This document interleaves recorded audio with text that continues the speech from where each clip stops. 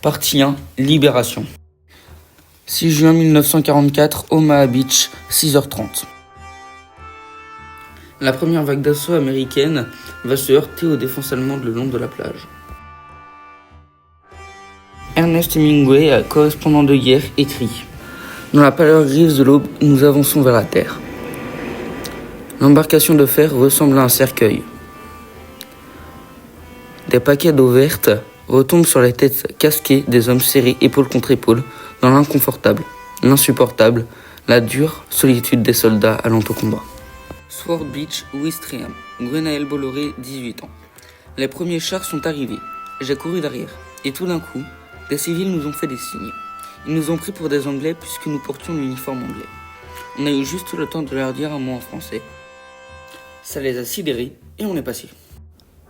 Un second débarquement, prévu le 15 août en Provence, a pour but de rejoindre Dijon et de faire la jonction avec les forces débarquées en Normandie, afin de prendre les forces allemandes à revers. Plusieurs convois partent de différents ports situés en Afrique, en Corse et en Italie, afin de se regrouper pour débarquer le 15 août 1944 en Provence et libérer le sud de la France. Jean de Lattre de Tassigny dit « C'est un spectacle inoubliable, 2000 bateaux et la terre en vue. » 15 août 1944 au matin. Le message de Radio Londres dans la nuit du 14 au 15 août 1944 est « Nancy a le torticolis, Nancy a le torticolis ». Ce message servait à prévenir du débarquement en Provence et des livraisons d'armes à la résistance. Les effectifs de la résistance augmentaient chaque jour, comme leur prestige auprès des femmes. Ces femmes se battaient également dans toute la France courageusement, comme Simone Ségouin, 19 ans, héroïne des francs-tireurs partisans communistes FTPC. Son arme, un pistolet mitrailleur pris sur ASS.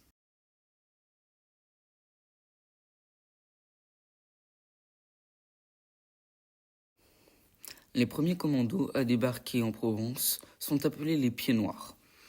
Leur mission, s'infiltrer dans les lignes allemandes afin de détruire les bunkers, ou du moins leurs occupants. À 18 ans, Lucien Garcia dit « Jusqu'en 1962, j'ai fleuri la tombe en Algérie de 2 de mes copains qui n'auront foulé le sol de la métropole que quelques heures. » Lors du débarquement, Churchill fait un discours vibrant à la Chambre des communes.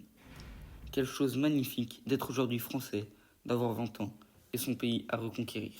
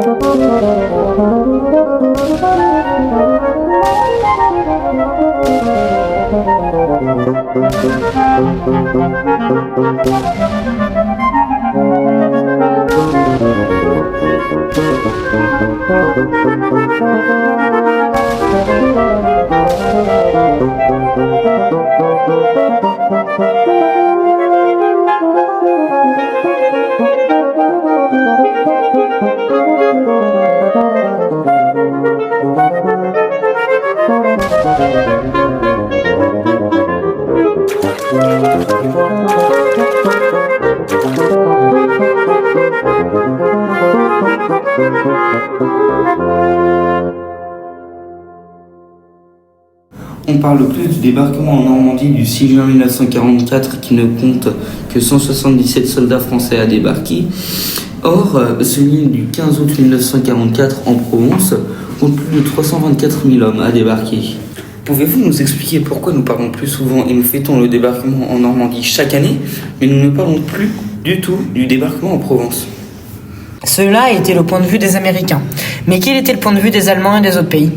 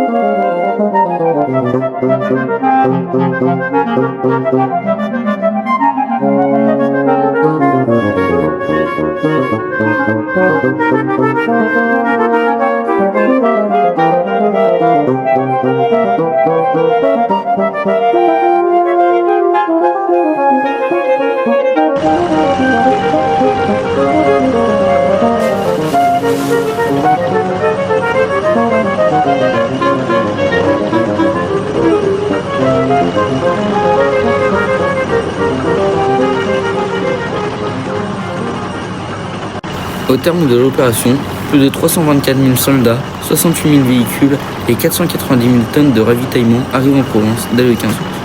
Les ports de Marseille et Toulon libérés deviennent cruciaux pour le transit de plus de 900 000 hommes et 4 millions de tonnes de matériel jusqu'en 1945.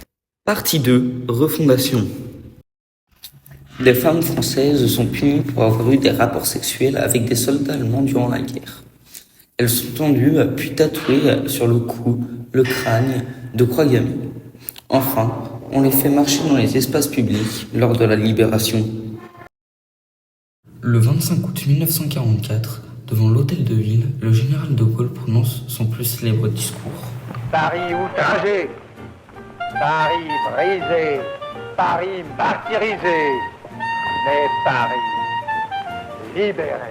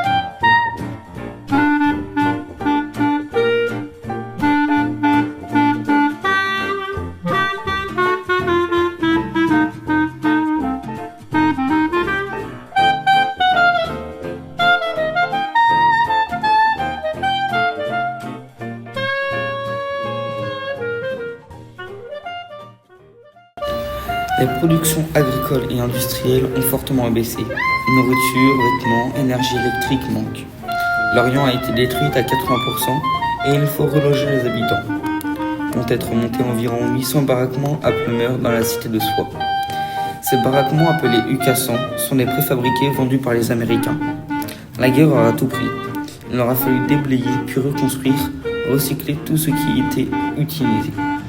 2 millions de sinistrés arrivent au baraquement en planche avec des matériaux trouvés dans le pays, avec aussi des toits préfabriqués.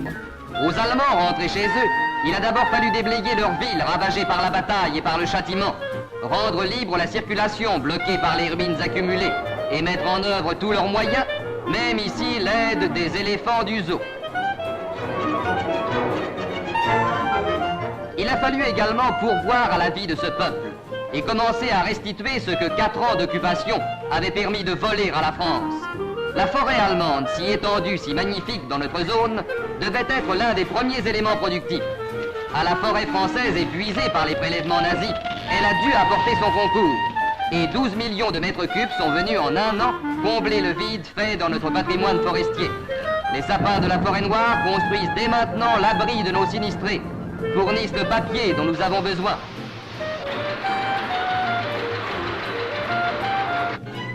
Pour le charbon des mines du Nord livrées à l'Allemagne, les mines de la Sarre ont dû livrer leur charbon.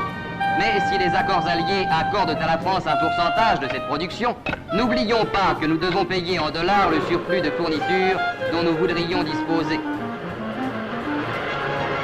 En dépit de l'usure du matériel des mines et de la déficience de main-d'œuvre, notre exploitation a réussi à atteindre 52% de l'extraction d'avant-guerre.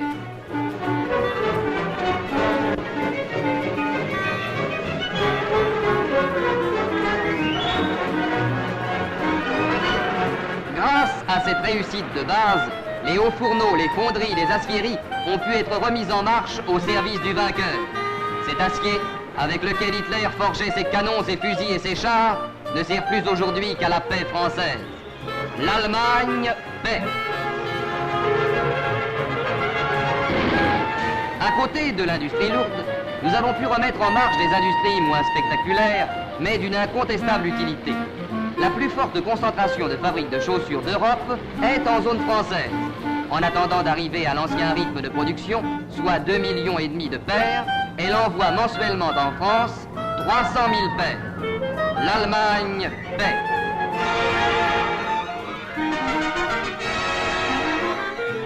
Cette production n'est sans doute qu'un début, mais dans le domaine de l'électricité, l'administration française a réussi ce miracle en rééquipant barrages et stations d'atteindre aujourd'hui la production d'avant-guerre.